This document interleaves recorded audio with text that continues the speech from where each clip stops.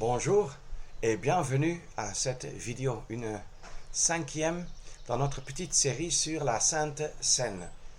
Et on avait vu que la Sainte Seine a deux côtés. Ça a un aspect de mémorial et d'annonce de la mort du Seigneur Jésus-Christ. Et ça a aussi un aspect de communion. C'est des aspects qui sont liés à des privilèges et des bénédictions des chrétiens, comme aussi des responsabilités personnelles et collectives. Et c'est des points à ne pas oublier, mais à garder devant nos yeux quand on étudie ce sujet. Et on a vu que donc, comme c'est une responsabilité et quelque chose de collectif, nous devons nous poser la question, si je veux participer, dans quel état dois-je me trouver? À quels critères dois-je répondre? Et nous avons trouvé un premier critère, c'est simplement, clairement, que je dois être un enfant de Dieu. Pas dire être un enfant de Dieu, mais l'être en réalité. Être né de nouveau et ne plus être mort dans mes péchés.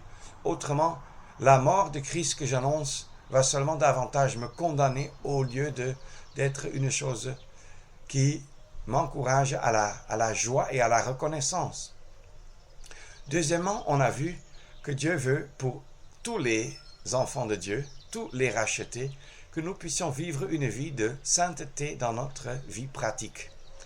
Bien sûr, nous manquons tous à beaucoup d'égards, mais cela veut dire que si nous sommes confrontés à un péché, si la parole de Dieu nous prouve cela, si le Saint-Esprit nous convainc de cela, nous devons confesser et abandonner cela. Nous devons nous en repentir, confesser ça devant Dieu et devant les hommes concernés. Et abandonner cela, désormais vivre à la gloire de Dieu. Ça, c'est ce qu'on appelle souvent la responsabilité personnelle, mais aussi collective, quant au mal moral. De vivre plutôt une vie de sainteté à la gloire de Dieu. Il y a aussi un autre aspect qui nous occupera dans cette vidéo. Ça concerne la doctrine du Christ. Nous avions lu en 1 Corinthiens 5 que le mal, le péché, dans le comportement, dans la vie pratique de ceux qui s'appellent chrétiens, est appelé un levain, un vieux levain qui fait lever la pâte tout entière, c'est-à-dire qui gâte, qui souille tout, et qui fait qu'on se gonfle, qu'on devienne orgueilleux. Or, ce qui est intéressant, c'est que des mauvaises doctrines aussi sont appelées des levains. Nous trouvons cela en Galates chapitre 5. Et je lis le verset 9 seulement. Un peu de levain fait lever la pâte tout entière. Bon, encore le verset 10. J'ai confiance à votre égard par le Seigneur que vous n'aurez point d'autre sentiment, mais celui qui vous trouble, quel qu'il soit, en portera le jugement. Alors, qu'est-ce qui était le problème parmi les Galates et pour les Galates? C'est qu'il y avait des gens qui étaient venus, se disant être chrétiens, mais venant avec un autre message qu'ils présentaient comme si c'était un évangile, une bonne nouvelle, alors que c'était une très mauvaise nouvelle.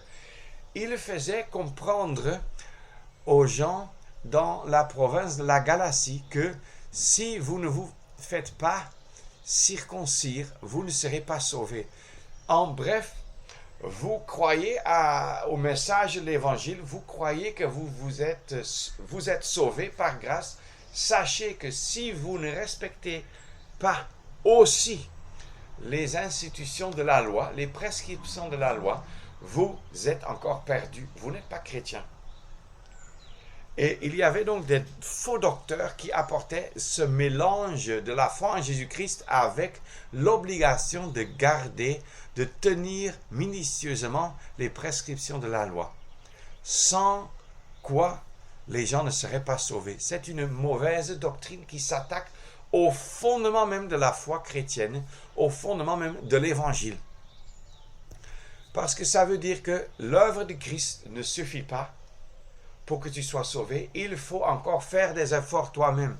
Or, s'il fallait faire des efforts, Dieu avait exposé donc l'homme à diverses épreuves, divers tests, à travers les siècles pour montrer que l'homme n'était capable de rien du tout. Et quand alors comme le dit le chapitre 4 de Galates, l'accomplissement du temps fut venu.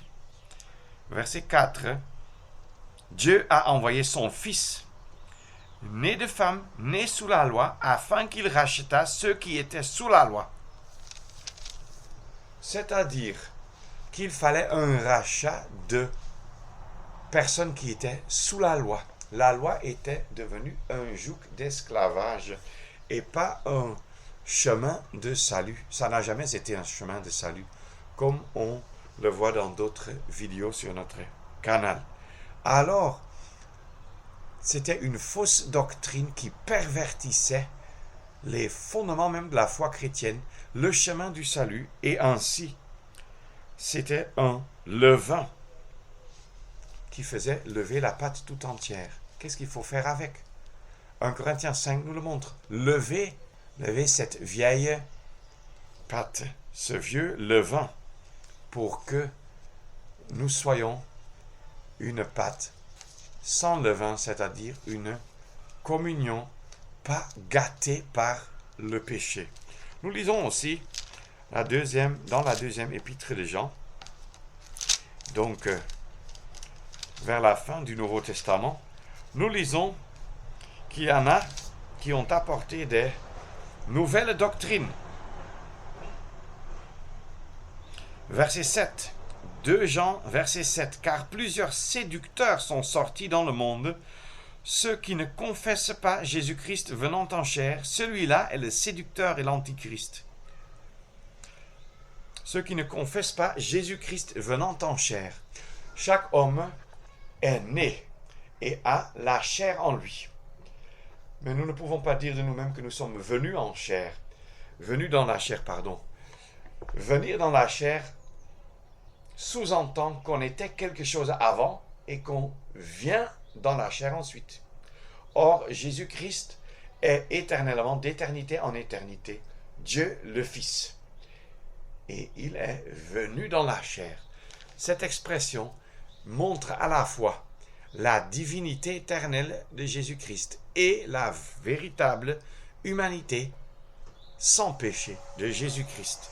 Or, maintenant, si nous nous occupons donc de ce verset, nous allons voir que c'est le séducteur et l'antichrist qui fait répandre de telles doctrines. Prenez garde à vous-même afin que nous ne perdions pas ce que nous avons opéré, mais que nous recevions un plein salaire. Quiconque vous mène en avant, c'est-à-dire vous entraîne au-delà de l'enseignement reçu en prétendant de vous faire progresser, mais en réalité il nous fait dévier de la doctrine du Christ. Quiconque vous mène en avant et ne demeure pas dans la doctrine du Christ n'a pas Dieu. Celui qui demeure dans la doctrine, celui-là a le Père et le Fils. Si quelqu'un vient à vous et n'apporte pas cette doctrine, ne le recevez pas dans votre maison et ne le saluez pas, car celui qui le salue participe à ses mauvaises œuvres. Il y a une très grande clarté dans ces versets. Ça parle bien sûr à un niveau de famille ou un niveau personnel.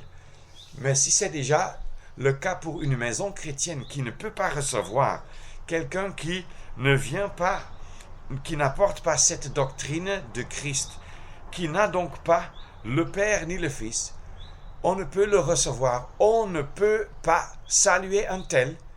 Alors c'est certainement vrai pour la communion chrétienne dans le sens élargi, c'est-à-dire pour l'assemblée de Dieu. C'est-à-dire quelqu'un qui n'apporte pas la doctrine du Christ ne peut pas être reçu ni salué. La doctrine du Christ, c'est tout ce qu'il a enseigné. Par exemple, la perdition éternelle, le jugement éternel de ceux qui refusent de croire en Christ. Il n'y a pas cette doctrine donc de la réconciliation de tout le monde à la fin des temps pour que tout le monde entre dans le paradis ou au ciel. C'est une fausse doctrine qui s'attaque aux enseignements que Christ lui-même a donnés. La doctrine du Christ, c'est aussi tout ce que lui-même a dit et ce qu'il est en lui-même selon la révélation claire de la parole de Dieu et ce que le Père est selon la révélation de la parole.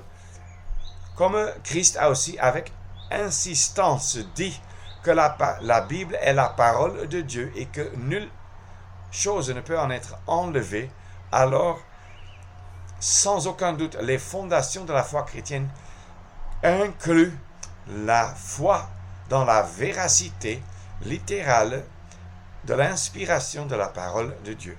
Celui qui en dévie ne peut pas être reçu. Si donc, je me pose la question, à quoi dois-je donc répondre pour pouvoir participer à la Sainte Seine et exprimer cette communion en prenant le mémorial du Seigneur? Alors il est clair que je ne peux que maintenir la doctrine de la parole de Dieu, les fondements de la foi chrétienne. Quelqu'un qui nie que Jésus-Christ est le Fils éternel de Dieu, qu'il est Dieu lui-même, ou bien qui nie la véritable humanité sans péché de Jésus-Christ, quelqu'un qui nie la valeur de l'œuvre rédemptrice à la croix, quelqu'un qui nie l'inspiration de la Bible, ainsi de suite, ne peut pas participer à la Sainte Seine, ne peut pas même être considéré comme faisant partie de la communion des chrétiens. Il y a certainement des détails sur lesquels nous avons des opinions divergentes, ou des convictions, ou au moins des applications différentes. Par exemple, des habitudes culturelles peuvent nous amener à porter un habillement occidental ou africain ou asiatique, ainsi de suite. Et même à l'intérieur d'un pays, le goût pour l'habillement peut varier. Mais il y a des principes bibliques pour l'habillement, comme la pudeur, la modestie, ainsi de suite, dont nous devrions tenir compte. En même temps, nous devons dire que l'habillement n'est pas un fondement du rassemblement des chrétiens. Donc nous devons faire la part des choses là. Nous pouvons parler les uns avec les autres si nous voyons des choses qui heurtent à la modestie, à la pudeur, ainsi de suite, pour nous entraider. Mais nous ne pouvons pas dire pour que quelqu'un participe à la Sainte Seine, il faut qu'il porte l'habillement africain ou européen ou quoi. Ou qu'il porte un habillement selon mon goût. Donc, il y a des points où nous pouvons avoir d'autres idées. Dans certains pays, les frères et sœurs, les familles s'assoient ensemble. Dans d'autres pays, les hommes et les femmes à part. Ça a des raisons culturelles, des raisons d'un certain héritage que je commence à apprécier de plus en plus parce que je vois que dans une société où il y a de moins en moins une saine distance entre les deux sexes, au moins de ne pas devoir s'occuper durant les réunions d'assemblée de l'autre sexe, mais de pouvoir se concentrer sur le Seigneur Jésus et sur ce qu'il a fait pour moi et sur ce qu'il a à me dire par sa parole. C'est une bonne chose, mais ce n'est pas une prescription. Donc, par contre, si quelqu'un s'attaque au fondement même de la foi chrétienne, de la Bible, de la personne et de l'œuvre de Christ, etc., alors il ne peut pas être à la table du Seigneur. Il ne peut pas participer à la Sainte Seine.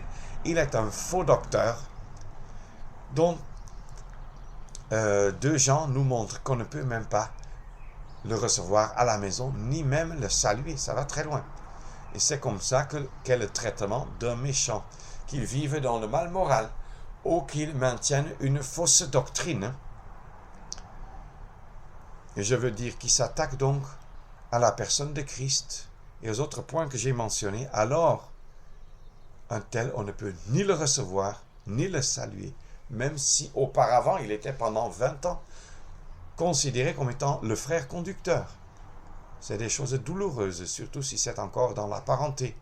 Mais ne mélangeons pas les affaires de la parenté avec la responsabilité dans l'assemblée. Et si mon oncle est exclu parce qu'il vit dans le péché, la Bible est claire, je ne peux ni le recevoir à la maison, ni le saluer. C'est douloureux. J'en ai un. C'est très douloureux. Mais c'est le chemin que la parole de Dieu nous montre. Puissions-nous respecter cela et veiller à nous-mêmes, à ce que nous laissons nourrir par la saine doctrine et pas par les multiples fausses doctrines qui circulent de nos jours et surtout sur l'Internet. Prenons garde et restons à distance de ceux qui ne glorifient pas le Seigneur. C'est encore une leçon que nous avons appris.